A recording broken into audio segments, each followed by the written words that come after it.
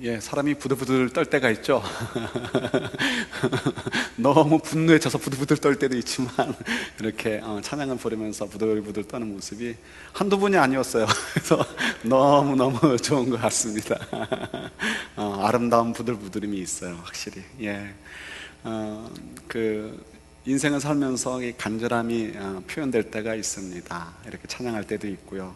또 그야말로 목숨을 걸듯이 간절하게 버텨야 되고 또 살아야 될 때가 있죠. 이민을 와서 처음에 투잡을 뛰고, 심지어는 어떤 분은 뚜리잡을 뛰고, 잠깐 동안이라도 그렇게 하면서라도 어떻게든지 살아야 되겠다는 생각을 가질 때, 그때 부들부들 떨 때도 있겠죠. 역사에 보면 그런 순간들이 많이 있습니다. 예를 들어서 이렇게 고려가 망하고 이성계가 조선에 이제 태조가 될 때였죠. 그때 정몽주라는 아주 유명한 학자가 있었습니다. 그래서 이 정몽주는 아주 국민들로부터 굉장히 존경을 받던 분이었습니다. 근데 이분은 계속해서 고려 왕에게 충성을 하고 싶죠. 나는 두 임금을 섬길 수 없다라는 생각 때문이었습니다. 그러나 이성계가 볼 때는 나라가 망했습니다. 고려가 더 이상 있다가는 나라에게 커다란 해가 될 것이다 생각이 들어서 자기가 왕이 되려고 합니다. 이성계가 마침 이렇게 사냥을 나갔다가 말에서 떨어져서 다치게 되었습니다. 그것을 확인해 보고 싶어서 정몽주가 직접 문병을 갑니다. 빨리 나으세요라고 해서 간 게 아니고, 이놈이 진짜 다쳤나 안 다쳤나, 얼마큼 다쳤나 보려고 한 거죠. 그래서 이제 이게 굉장히 권력 그의 암투가 심했던 그 순간이었죠. 이미 이제 이성계가 잠깐 나와 있었기 때문에 수도에 있었던 이성계의 오른팔 왼팔들을 다 잘라버리고 이제 낙향을 시켜버린 거죠. 그리고 이제 어떻게든지 이성계가 힘을 발휘하지 못하도록 해야 되겠다, 이런 계획을 진행하고 있던 정몽주였습니다. 정몽주가 이제 자기 신복을 데리고 이렇게 이성계가 다쳐서 치료를 받고 있는 곳을 방문했습니다. 이성계가 어떻게든지 정몽주를 좀 회유하고 싶은 마음이 간절했습니다. 아들 이방원이 그걸 잘 이해를 한 거죠. 그래서 이방원이 정몽주를 잘 대해주고 어떻게든지 회유시키기 위해서 노력을 했습니다. 마음속에 다짐한 것이 있습니다. 만약에 정몽주가 이 회유에 돌아오지 않으면 둘 중에 하나는 죽어야 된다. 그러니까 정몽주를 죽인다, 이런 마음이 있었습니다. 정몽주에게 얘기하죠. 이런들 어떠하리 저런들 어떠하리, 그죠? 이래서 이제 그 하여가라는 노래를 합니다. 그랬더니 정몽주가 얘기하죠. 이 몸이 죽고 골백 번 고쳐 죽은가요? 그래도 나는 님을 향한 일편단심편할 수 없다라고 라는 단심가를 부르게 됩니다. 선주교에서 벌어진 일이죠. 그래서 이제 그 이야기, 이제 그 자리에서 그렇게 된 거죠. 그래서 이제 돌아가는 발걸음을 이제 정몽주가 나가게 될 때 이방원이 자기 이제 수하에게 이제 명령을 내립니다. 무기고에 가서 철퇴를 꺼내다가 선주교에서 기다리다가 쳐서 죽여라. 그 수하가 무기고에서 철퇴를 끌고 나와가지고요, 선주교를 건너는 정몽주를 기다렸다가 머리를 쳐서 죽이게 됩니다. 그래서 그때 이제 전설처럼 나오는 얘기가, 그 피가 흘렀던 곳에 대나무가 자라서 그 다리 이름이 선주교가 되었다라고 얘기를 합니다. 사실 이게 뭐 정치적인 얘기이기 때문에 내가 어느 편에 서서 있느냐의 문제이기 때문에 어느 것이 옳다 그르다라고 얘기하고 싶은 마음은 없습니다. 그러나 적어도 이 정몽주의 그 충절, 자기 임금을 향한 그 충성된 마음, 이거는 참 저희들이 칭찬할 만한 거죠. 그래서 우리가 정몽주를 높이 평가하는 부분 중에 한 부분이 될 수 있습니다. 어떻게 보면 나라를 위해서는, 민족을 위해서는 이방원이 옳은 일을 했는지도 모르겠습니다. 근데 그것은 이제 우리 각자가 판단하면 될 것 같고요. 어쨌든 정몽주에 있어서 그런 충성된 마음, 그 일종의 충이라고 할까요? 충열, 이런 것은 굉장히 우리가 높이 살만한 거죠. 특히 요즘 시대는 그런 것들이 없는 시대가 되어버렸잖아요. 이런 모습들, 참 이런 굉장히 그 보배와 같은, 그 보석과 같은 모습이 우리 그 믿는 자들에게서도 많이 사라져간 것 같아요. 믿는 자들도 앞에서 이렇게 얘기했다 뒤에 가서는 다르게 얘기하고, 그죠? 왜 그렇게 얘기할까요? 우리 안중에 하나님이 없어서 그런 거예요. 우리 안중에 하나님이 있다면 앞에서는 이렇게 하고 뒤에 가서는 이렇게 얘기할 수 없는데, 우리는 말로는 하나님 믿는다고 하지만 하나님이 사실상 안중이 없어요. 그래서 내가 하나님께 충성합니다, 충성, 이랬고 딴 데 가서는 딴짓 하는 거죠. 제가 아직도 기억나는 거가, 보스턴에 있을 때 제가 이제 섬겼던 교회에서 그때는 이제 학생이었으니까요, 이제 팔타임으로 이제 섬겼었는데, 그때 이제 장로님을 몇 분을 세우게 되었습니다. 근데 장로님 가운데 대표 이제 올라가시는 분 가운데 대표분이 올라와서 이제 답례를 하잖아요. 그러니까 인사를 하죠. 그때 올라갔는데 깜짝 놀랐습니다. 갑자기 촥촥 이러더니 한병 해병은 영원한 해병입니다. 그러면서 한병 충성하면 영원히 충성합니다 하면서 이제 교회와 그리스도와 뭐에 영원토록 충성하겠다 이렇게 했던 아주 낯설었던 광경을 본 적도 있습니다. 근데 어떻게 보면 우리가 정말 하나님 앞에 충성하겠다라고 하지만 우리가 그 충성을 잘 이렇게 잃어버리게 됩니다. 신의라고도 표현할 수 있죠. 그래서 우리가 그 성경을 보면 우리 원래 그 원어인, 그러니까 신약은 그리그로 이렇게 헬라어로 기록되어 있죠. 그래서 헬라어 단어로 보면 피스토스라는 단어를 씁니다. 근데 이 피스토스라는 단어는 여러 의미가 있는데 주로 이런 의미가 있습니다. 믿음, 믿음이라는 단어도 쓰고요. 또 그런 의미로도 쓰고, 그다음에 신의, 충성, 뭐 이런 거, 신실함 이런 의미로도 사용되는 것이 피스토스라는 단어의 의미입니다. 그래서 이거 사도 바울이 피스토스라는 단어를 썼을 때 어떤 의미로 썼느냐가 우리가 참 주목해서 볼 만한 거죠. 특별히 사도 바울이 사람에게 적용해서 어떤 관계와 관련돼서 할 때 피스토스라는 단어를 쓰게 되면 주로 어떤 신실함, 그 관계의 신실함, 혹은 또 뭐 충성, 로얄티 이런 의미로 사용됐다고 생각하면 이제 맞습니다. 그래서 그 단어가 이렇게 빨리빨리 안 돌아가요. 죄송해요. 제가 감기 걸려가지고요. 좀 이따 인사할 때 여러분들하고 악수는 하지 않겠습니다. 그래서 여러분 양해해 주시면 좋겠습니다. 신의, 이 단어가 생각이 안 나서 이 신의가 이렇게 이제 있어야 된다라는 뜻으로 사용될 때 이 피스토스라는 말을 사용하기도 합니다. 그래서 오늘 본문에도 보면 이 단어를 사용하고 있습니다. 오늘 본문은 로마 교회에 보낸 사도 바울의 편지이죠. 로마 교회는 아직 사도 바울이 가본 적이 없는 교회입니다. 그래서 얼굴도 모르고요, 그냥 잘 모르죠. 물론 로마 교회 성도들은 그래도 조금 아는 사람이 있어요. 예를 들어서 브리스굴라와 아굴라 같은 사람, 아주 유명한 사람이죠. 이 사람들을 우리가 사도행전이나 고린도서나 이런 데서 우리가 잘 이렇게 볼 수 있잖아요. 어떻게 알고 있죠? 브리스굴라와 아굴라가 글라디우스 황제 때 유대인들 사이에서 싸움이 벌어졌어요. 그러니까 로마 시리 안에 유대인들이 살았는데, 유대인들 가운데 기독교 유대인들과 그 다음에 그냥 유대교인 유대인들이 있는 거예요. 그런데 둘 다 서로 열심히 있으니까, 특별히 이 유대교 유대인들이 자꾸 기독교인 유대인들이 전도하고 다닌단 말이에요.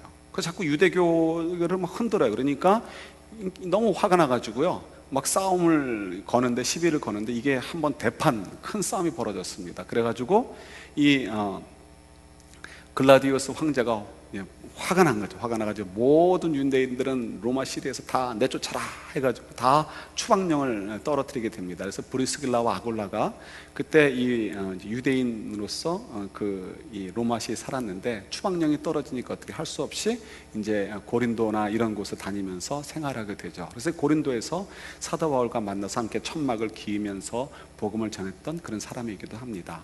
근데 이 글라디우스 황제가 죽은 다음에야 칙령이 없어진 거죠. 그러니까 다시 돌아가게 됩니다. 그래서 이 브리스길라와 아굴라를 비롯해서 많은 또 그리스도 유대인들이 돌아가게 되고요.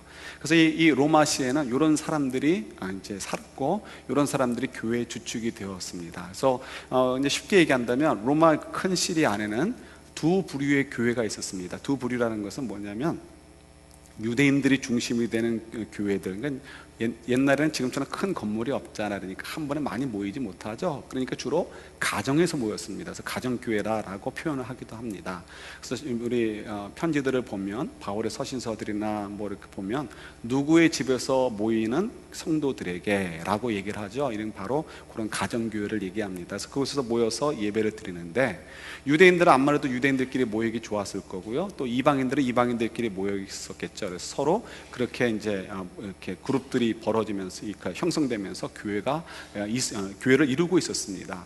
그런데 이 유대인 기독교인들이 자꾸 자꾸 뭔가 잔소리를 하고 싶은 거예요. 이방인 기독교인들에게 무슨 잔소리 하고 싶어요?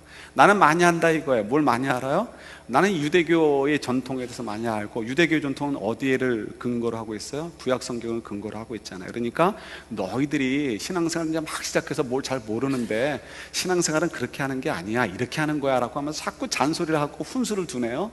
근데 이 훈수가 좋은 거면 좋은데 이게 자꾸 부딪히는 거예요. 예를 들어서 가장 큰 것 중에 하나가 할례를 행하는 거에 대해서 자꾸 얘기를 합니다.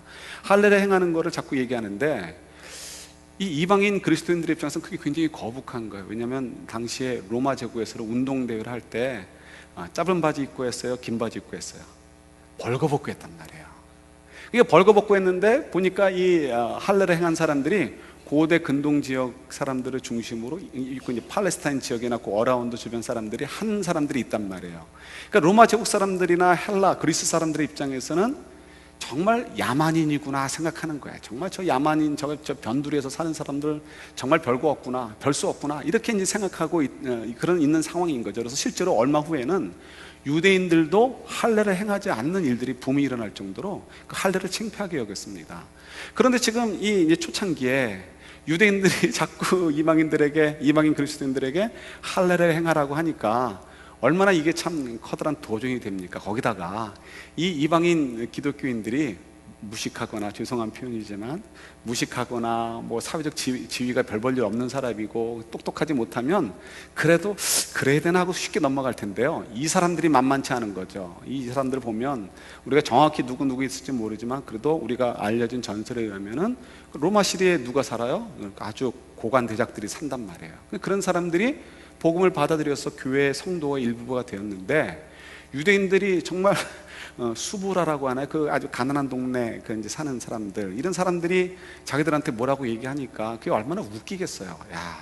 야, 웃긴다, 이렇게 생각이 드는 거죠. 거기다가 뭐 정말 이렇게 아주 야만적으로 보이는 할례를 행하라 이렇게 얘기하고 하니까 정말 별로 반갑지 않은, 그래서 그런 것들이 어떻게 되냐면 이런 마음까지 이제 발전하게 되는 거죠. 그들 마음속에는 이렇게 생각하는 거예요. 야, 너희들이 우리한테 자꾸 율법을 지키라고 하는데 너희들이 과연, 유대인들 너희들이 율법을 가지고 지난 세월들을 보내면서 뭐 좋은 열매를 맺었느냐는 거예요. 율법을 계속 실패를 했잖아요. 하나님 마음을 아프게만 했잖아요. 그래서 결국은 더 이상 소망이 없으니까 예수님을 이 땅에 보내신 거죠. 근데 그 예수님마저도 누가 죽였어요? 율법을 가지고 있는 유대인들이 죽였단 말이에요. 그러니까 야, 너희들이야말로 신실하지 않은 사람이라는 거죠. 하나님과의 관계에 있어서, 그 율법을 지키는 데 있어서 신실하지 않다라고 지금 그러니까 유대인들을 향해서 이방인 성도들이 사실은 어떻게 보면 조롱하는 거예요. 이런 갈등들이 이제 이렇게 로마 교회 안에 있었던 거죠. 그러니까 사도 바울이 이제 그 사이에 이제 끼어들어서, 아직 몸은 거기 가 있지 않지만 마치 서로 대면하듯이 이렇게 편지를 씁니다. 하면서 은근히 이제 유대인 편을 들어주는 거죠. 뭐라고 얘기합니까? 오늘 본문에 보면 3절에 보면 유대인들 가운데 그러니까 일부가 하나님과의 관계에 있어서 혹은 또 율법의 관계에 있어서 신앙에 있어서 신실하지 않았다 할지라도, 신의가 있게 충성되지 못했다 할지라도 그럴 수 있다 이거죠. 맞다 이거죠. 그러나 그렇다고 해서 하나님이 신실하지 않으신 분이거나 하나님이 신의가 없거나 하나님의 로얄티가 없는 분, 진리가 이제 진리가 아닌 것이 아니지 않느냐라고 3절에서 얘기하고 있는 거예요. 그러면서 그 얘기는 뭐냐면 이제 3장 전체 보시면 맨 마지막 절까지 보면 결론은 그거인 거예요. 뭐냐면 우리가 비록 죄인이기 때문에, 모든 사람들은 거짓말쟁이이고 죄인이기 때문에 우리가 실수를 한다,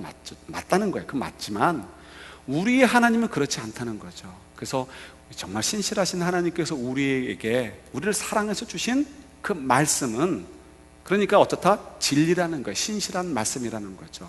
그러니까 하나님께서, 신실하신 하나님께서 우리에게 주신 그 신실하신 말씀은 진리이기 때문에 우리가, 유대인들이 너희들 율법 가지고 사는 게 그런 엉터리 삶이었는데 그 뭐 우리한테 얘기하느냐 할 게 아니고, 그 말씀을 하신 하나님이 신실하시고 신의가 있으시고 진리이신 하나님이시니까 우리가 그 말씀에는 귀 기울이고 순종해야 된다라고 얘기해 주고 있는 것이 로마서 3장의 전체 내용이고, 또 오늘 본문에서 터치되는 부분이기도 합니다. 여기서 이 신의의 문제가 다시 나오게 되는 거죠. 그때 당시에도 유대인들이 말로만 이렇게 그렇게 하면서 실제로는 정말 하나님을 사랑하고 하나님 앞에 정말 충성된 모습, 하나님과 약속의 그 신앙인으로서의 그 신실한 모습을 보여주는데 실패했다는 것을 우리가 볼 수 있게 되는 거죠. 그런데 이것은 로마 교회의 문제만이 아니고 저희들에게도 동일하게 있어지는 것 같아요. 우리 이렇게 마태복음에도 이런 얘기를 하는데 우리 성경 한 군데만 찾아보도록 할게요. 마태복음 23장 23절입니다. 예수님께서도 말씀을 하시죠.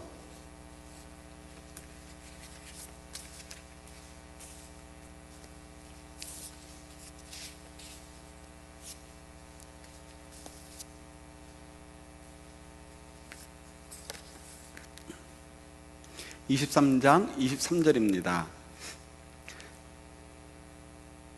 같이 봤습니다. 화 있을진저 외식하는 서기관들과 바리새인들이여, 너희가 박하와 회양과 근체의 11조는 들이되 율법에 더 중한 바 정의와 긍휼과 믿음은 버렸도다. 그러나 이것도 행하고 저것도 버리지 말아야 할지니라. 아멘. 여기 믿음은 이제 그 피스토스라는 단어, 그러니까 신의. 그래서 표준 세번역에는 신의라고 이렇게 번역을 해 놓았습니다. 그러니까 로얄티라고 해도 좋고, 뭐 이렇게 faithfulness라고 해도 좋고, 그런 의미를 가지고 있습니다. 요 얘기는 무슨 말인지 알죠? 그래서 저 여러분 아시는 대로 박하와 회양과 근체의 11조는 들이되, 요 의미를 조금만 설명을 드리면 이거죠. 당시의 삶에 있어서 아주 큰 부분을 차지하고 있는 것이 뭐가 있을까요? 뭐 다른 거 없죠. 옛날에 뭐 스포츠나 문화생활이 없잖아요. 먹고 사는 거가 제일 중요하죠. 그래서 먹는 문제에는 뭐가 들어갑니까? 곡식이 들어갑니다. 그래서 황제가 인기가 있으려면 어떻게 돼요? 먹을 거, 밀을 이렇게 조금 더 부족함이 없이 제공해 줄 때 그 황제가 인기가 있습니다. 로마 제국에서도 가장 큰 황제 역할 중에 하나였습니다. 이제 곡식이 있고요. 그 다음에 또 유대인들은 뭘 많이 마셔요? 물 대신에 포도주를 많이 마시죠. 그러니까 포도주도 많이 샀어야 될 거고, 혹은 포도즙을 사서 그걸 뭐 물을 섞어서 이렇게 포도주를 만들었는지 모르지만 어쨌든 포도주를 사야 됐고요. 뭐 그 다음에 또 뭐가 있을까요? 뭐 이런 저런 것들이 있겠죠. 그런데 만약에 포도주든지 또 혹은 곡식이든지 혹은 또 그 음식을 만드는 데 필요한 기름이든지 이런 것들을 사고 팔게 되는데, 거기들에 대한 11조, 유대인들에게 중요했던 거죠. 11조는 누가 드려야 됩니까? 포도주에 대한 11조는 누가 드려야 되는 거예요? 포도원 주인이 드려야 되죠. 내가 그걸 가지고 수입을 얻었으니까, 이건 하나님께서 나에게 맡겨주신 거니까 이건 하나님 것입니다 라고 10분의 1을 드려서 인정하고 10분의 9를 가지고 잘 하나님 뜻대로 살아야 되는 거죠. 마찬가지로 곡식을, 밀을 걷어들였어요. 그러면 이 밀을 걷어들이는데 11조를 누가 내야 돼요? 이렇게 파머, 농부가 내야 되는 거예요. 그런데 지금 이 얘기는 뭐냐면, 오늘 이제 마태복음 23장 23절의 내용은 뭐냐면, 밀을 살던 포도주를 살던 기름을 사던 11조를 누가 낸다? 바리새인이 낸다는 거예요. 아니, 사는 사람이 내요? 이유가 뭐냐면 바리새인들이 자기들은 율법을 너무 잘 지키겠다는 거예요. 그래서 혹시라도 욕심쟁이인 파머가 혹은 또 욕심쟁이인 포도원 주인이 11조를 안 내고 그냥 쓱 해가지고 팔았으면 그럼 부정한 물건이 되는 거죠. 그럼 그 부정한 물건을 내가 사가지고 먹고 그냥 쓴다면, 나는 이 지금 11조 드리지 않은 걸 가지고 먹고 사는 거기 때문에, 내가 돈을 주고 산 걸 할지라도 부정한 것을 먹고 사는 거기 때문에 내가 하나님께 신의를 지키는 것이 아니다라고 믿은 거예요. 그렇게 생각을 한 거예요. 좀 지나친 거지만 어쨌든 그만큼 이제 이 바리새인들이 굉장히 율법을 잘 지키려고 애를 쓴 거예요. 엄청난 거죠. 거기다 오늘 본문에 나오는, 그러니까 23장 23절에 나오는 내용은 박하와 회양과 근체는 일종의 조미료 같이 아주 굉장히 극소량입니다. 극소량이라 많이 사는 게 아닌 거죠. 그래서 그거는 뭐 11조 드린다는 의미가 별로 없는, 뭐 이게 정말 오늘날로 얘기한다면 뭐 다임 뭐 이런 의미가 됐죠. 언젠가 엘리베이터를 탔는데 우리 아들놈이 이렇게 뭐 하다가 주머니에서 뭘 꺼내는데요, 보통 캐시를 안 갖고 다니는데 어떻게 동전이 있었나 봐요. 다임이 뚝 떨어졌어요. 근데 이제 일부러 장난하는 건지 안 주우려고 그러는 거예요. 일부러 이제 저랑 이제 장난하려고 그러는지 해서 안 주워랬더니 다임으로 할 게 없다라는 거죠. 그래도 뭐 결국 뭐 주워야지, 뭐 어떻게 해요, 주워야죠. 그야말로 정말 아무것도 아닌 거예요. 그럼에도 불구하고 이 사람들이, 바리새인들이 조그만 부분에서도 내가 하나님 앞에서 내가 흠잡히고 싶지 않다라는 거예요. 그래서 그것조차도 농부가 당연히 이렇게 그 농부가 회양 농부가 근처의 농부가 11조를 드려야 되지만 혹시라도 예, 그런 그 사람들 가운데 11조를 안 내고 판 물건이 있다면 내가 그것 때문에 나도 부정한 이렇게 물건을 건드려서 죄 짓고 싶지 않다는 거예요. 내가 페이하고 내가 또 11조도 드려서 그냥 클리어해서 하나님 앞에 떳떳하고 싶다, 이런 생각을 가졌던 것이 바리새인들이에요. 뭐 좋다 이거예요. 좋은데 문제는 뭐냐면, 근데 이보다 더 중요한 걸 안 지켰다는 거예요. 정의를 행하고, 그죠? 그 다음에 또 이렇게 긍휼, 자비를 베풀고, 믿음, 신의를 얻어야 되는데 그렇게 살지 못했다라고 지금 이 예수님께서 질타를 하시는 거죠.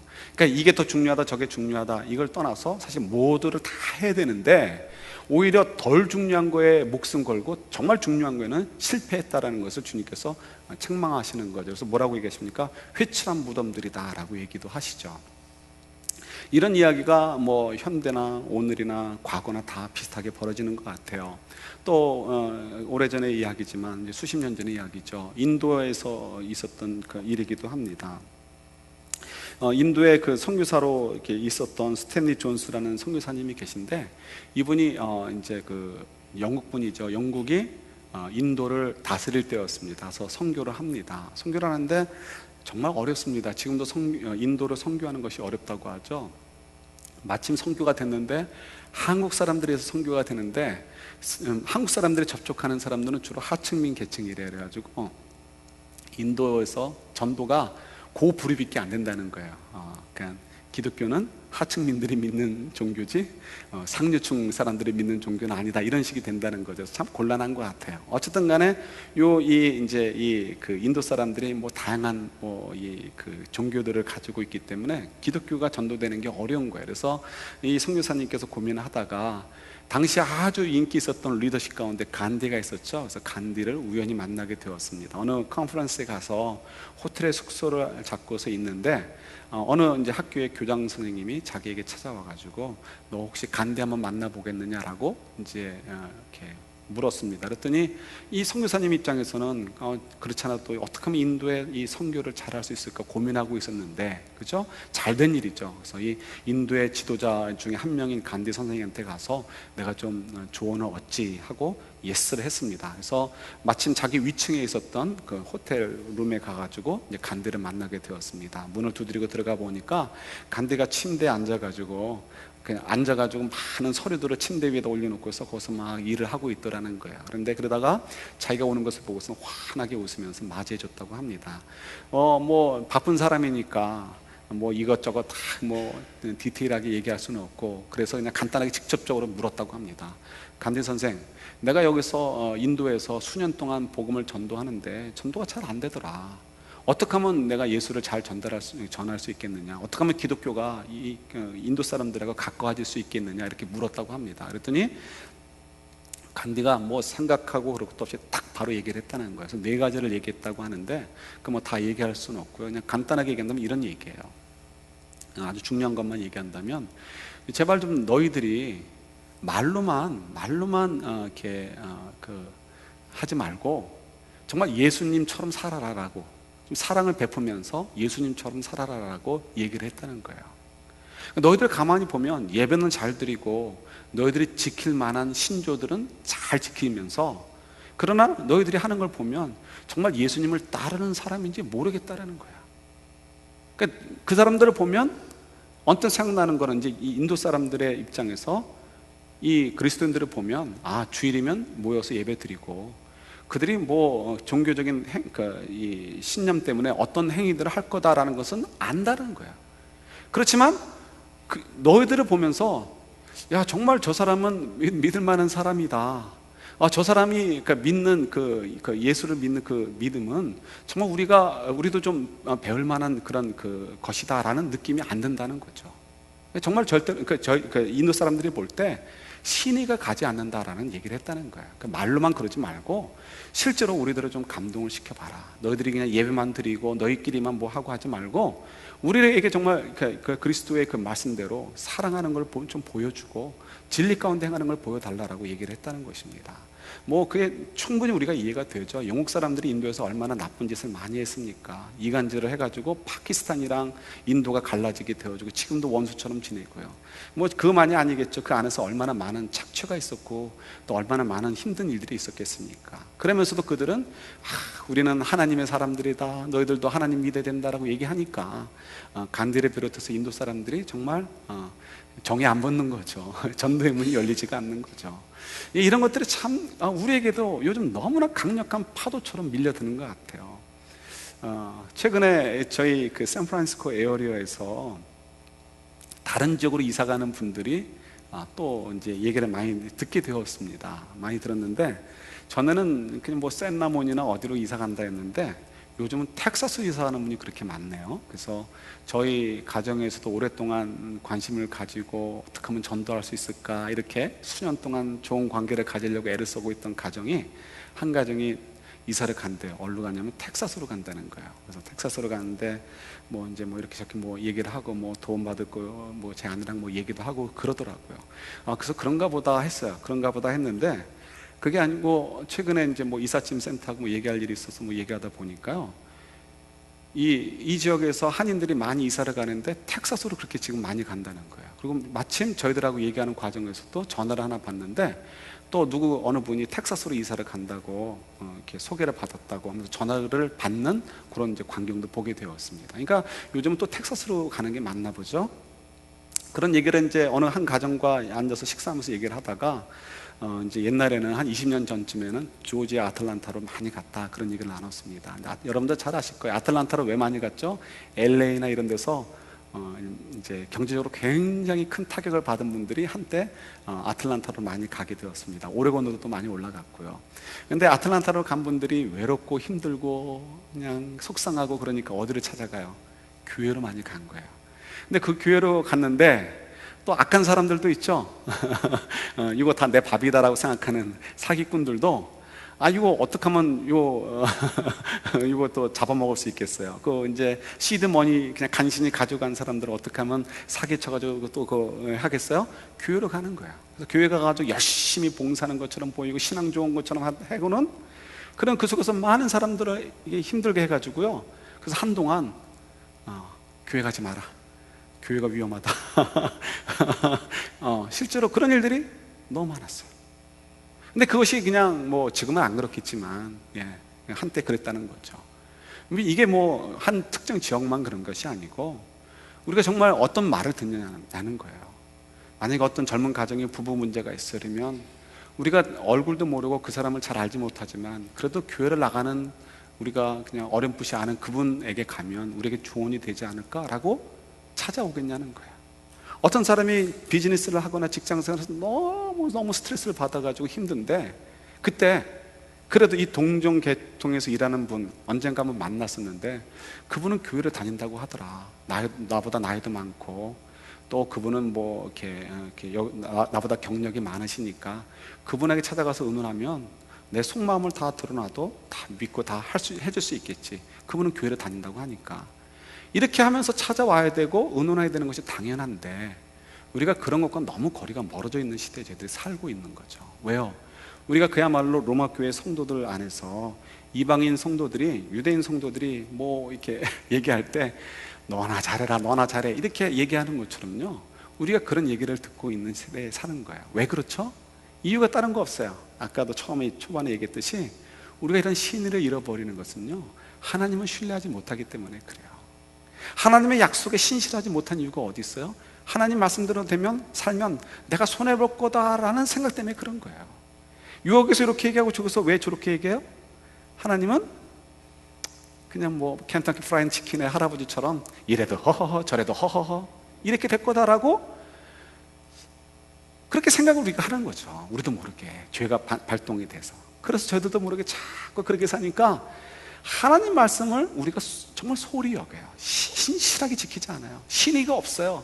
그러니까 우리가 하나님을 사랑하는 면에서도 충성됨, 그 신의가 없고, 하나님 말씀 안에서 또 형제들을, 사람들을 사랑하라는 말씀에도 신의가 없어요. 신실하지가 않아요. 그러니까 사람들이 기독교인 그러면 교회 다니는 사람들 그러면 우리보다 낫겠지라고 했던 그런 순간도 짧게 있었지만, 지금은 어떻습니까? 우리보다 낫긴 몰라, 더 조심해야지라는, 특히 이민사회 속에서는 그런 시대가 우리가 되어버리고 만 거죠. 누구 책임이에요? 우리 책임입니다. 우리 책임. 우리 지금 성령의 열매들을 계속해서 나누고 있습니다. 성령의 열매? 좋다 이거예요. 사랑과 희평과 뭐 이런 희락과 뭐 이런 것도 다 좋다 이거예요. 나는 몰라. I don't know. 나는 별로 관심 없어요. 왜 그럴까요? 성령의 열매가 다 좋은데 그 속엔 다 뭐가 포함이 되어 있어요? 자기 희생이 들어가 있는 거예요. 내가 나를 비워야 되고, 내가 그리스도의 십자가를 져야 되고, 좁은 길을 가야 되는 거예요. 내가 주인이 되지 않고 하나님께 의탁해야 되는 삶을 살아야 되는 거예요. 그러니까 난 싫은 거예요. 그래서 성령의 열매 좋긴 좋은 것 같은데 뭐 어쩌다 걸리면 좋고 아니면 말고, 이것이 우리들의 마음인 거예요. 정말 그래도 될까 싶은 거죠. 근데 그렇지 않은 거예요. 왜 그럴까? 성령의 열매는 이래도 그만 저래도 그만이 아니고요, 우리가 정말 그리스도로 말미암아 새 생명이 싹 틔워져 있다면 우리 속에 누가 계시는 거예요? 성령이 계시는 거예요. 성령이 계시면 자연스럽게 성령께서 우리에게 이제 애들 말대로 잔소리를 해주시는 거예요. 근데 그 잔소리가 괜히 내 기분을 따라 잔소리해 주시는 것이 아니고, 우리가 옳은 길을 가도록 자꾸 푸시해 주시는 거예요. 인도해 주시는 거예요. 근데 그 인도함을 받게 되면 열매를 맺게 되는데, 우리가 자꾸 그 인도하심에 대해서 거부감을 보이게 되는 거예요. 우리 마음속에 이런들 어떠하리 저런들 어떠하리, 나는 이미 구원 받았는데. 근데 이거는 사단이 우리를 속이려는 생각인 거예요. 우리가 정말 그리스도 안에 있고 그리스도가 우리 안에 있다면, 정말 믿음이 살아있다면, 이것이 실제라면 우리는 계속해서 성령의 인도하심에 귀 기울일 수밖에 없고요, 성령의 인도하심에 귀 기울이게 되어지면 나를 쳐서 복종시키는, 나를 죽이려고 하는 그런 간절한 싸움들이 끊임없이 벌어져야 되고요, 그 속에서 어떻게 우리가 좋은 열매를 맺게 될 수밖에 없는 거죠. 그래서 우리가 정말 그 성령의 열매에 대해서 나는 I don't care 이게 아니고요, 우리가 정말 신실한 마음을 가지고, 여기 있어서도 정말 충성된 마음을 가지고 신의를 지키면서 페이스풀하게 우리가 어떻게 하면 이 성령의 열매를 맺을까에 대해서도 우리가 책임을 져야 되는 거예요. 이 성령의 열매가 우리에게 유익이 있습니다. 왜 유익이 있을까요? 내가 다른 사람을 향해서 신의를 지키는 것이 나만 손해보는 거지 나에게 무슨 유익이 있을까, 이렇게 생각될 수 있단 말이에요. 그러나 그렇지 않다는 거죠. 왜 그럴까요? 첫 번째는 우리가 이렇게 신의를 지키던, 또 사랑을 행하던, 이 샬롬, 이 평화를 누리던 이 모든 것들의 근간은 우리가 하나님을 신뢰하는 것에 있습니다. 그러니까 하나님을 신뢰할 때 내가 하나님 말씀에 신실할 수 있고, 하나님을 신뢰하게 될 때 하나님 말씀을 따라 하나님을 사랑하고 하나님을 따라갈 수가 있고 하나님께 순종할 수가 있게 되는 거죠. 그럴 때 사랑할 수도 있고, 그럴 때 어떻게 해요? 우리가 화평을 이루게 되기도 하는 거죠. 그래서 이 성령의 열매를 맺는 것이 우리에게 유익한 이유는, 첫 번째는 뭐냐면, 우리가 그럴수록 더욱 간절하게 묵상하면서 애를 쓰는 거 뭐예요? 하나님에 대한 신뢰. 하나님이 정말 어떤 분입니까? 내가 정말 하나님을 신뢰할 만한 분인가를 가지고 씨름할 수밖에 없게 되는 거죠. 내가 하나님 말씀을 순종하게 되어질 때, 하나님 말씀 앞에 신실하게 하려고 할 때 나만 손해보고 끝나는 거 아닌가요? 라는 질문을 하나님께 던져버리는 거예요. 그럴 때 하나님께서 응답해 주시는 거죠. 네가 나를 아느냐? 내가 어떤 존재인지를 아느냐? 우리에게 계시해 주시고 말씀해 주시고 보여주시게 돼요. 그러면 그때 저희들이 어떻게 해요? 네, 맞습니다. 하나님이 어떤 분이신지 내가 이제야 알았습니다 라고 고백하면서 그때마다 더욱 하나님을 신뢰하게 되어지니까 이것이 우리들에게 유익이 되어지는 거예요. 하나님을 신뢰하게 되어지면 두 번째 유익이 뭐냐? 하나님을 신뢰해서 우리가 하나님을 사랑하게 되고 하나님과의 그 관계를 잘 갖게 되어지니까요, 우리 마음속에 진정한 화평이 있게 되는 거예요. 우리 믿음 생활을 하면서도 여전히 우리가 인생을 살면서 문제가 있을 수 있습니다. 저도 감기를 그렇게 조심했는데요, 지난번 우리 유스그룹 올라갔던 엄마들이랑 애들이 대부분 감기가 걸렸는데 제 아내도 걸려 갖고 왔어요. 정말 조심했는데 결국은 저한테 옮겨왔어요. 저도 이 감기가 걸렸어요. 그럼 좀 불편해요. 그런 불편이 인생 가운데 있는 거죠. 그럼에도 불구하고 우리 속에는 화평이 있을 수 있다는 거예요. 행복이 있을 수 있어요. 어떻게?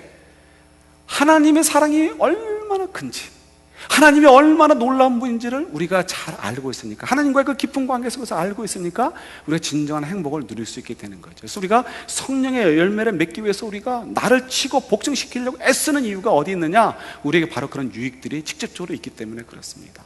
마지막으로 한 가지 더, 어떤 유익이 있느냐? 우리가 왜 사는지에 대한 질문을 늘 놓치지 않아야 되는 거예요. 왜 살았는지에 대한 질문을 놓치지 않아야 되는 거죠. 천국 갈 거 생각하면 얼마나 좋습니까? 가슴이 두근두근거리지 않습니까? 가슴이 두근두근거리기 너무 좋은 거예요. 그러다가도 겁이 덜컥 나요.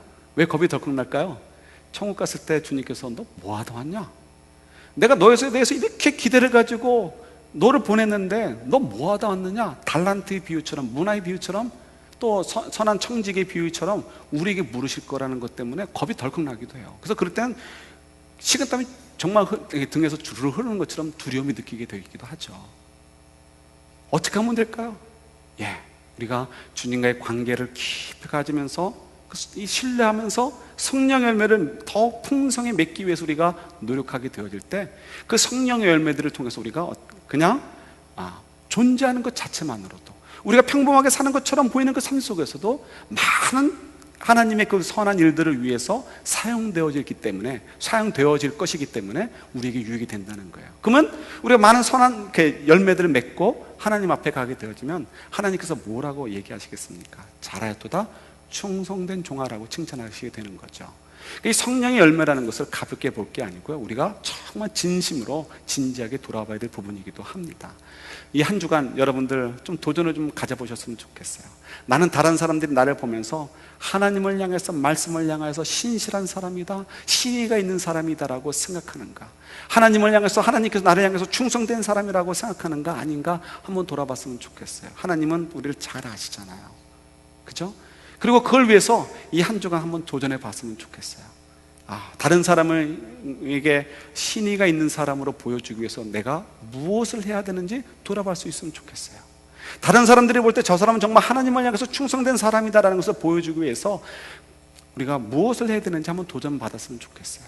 그럴 때 그것은 결국 우리로 하여금 하나님을 더욱 깊이 만나게 해주는 통로가 되게 할 것이고요, 그런 말미암아 우리가 하나님께 주시는 진정한 행복을 또한 이 한 주간 동안 우리가 누릴 수 있게 될 것이고요, 비록 몸은 피곤하고 경제적으로 어려움도 있을 수 있고 한다 할지라도 주님만이 줄 수 있는 그 참된 행복이 우리 가운데 있을 거라는 거죠. 그리고 그 속에서 우리가 누군가에게 저 사람을 보니까 정말 예수를 믿기는 믿나 보다, 저 사람을 보니까 그가 믿는 예수가 무엇인지 좀 알고 싶다라는 그런 도전을 우리가 또한 던져줄 수 있게 되겠죠.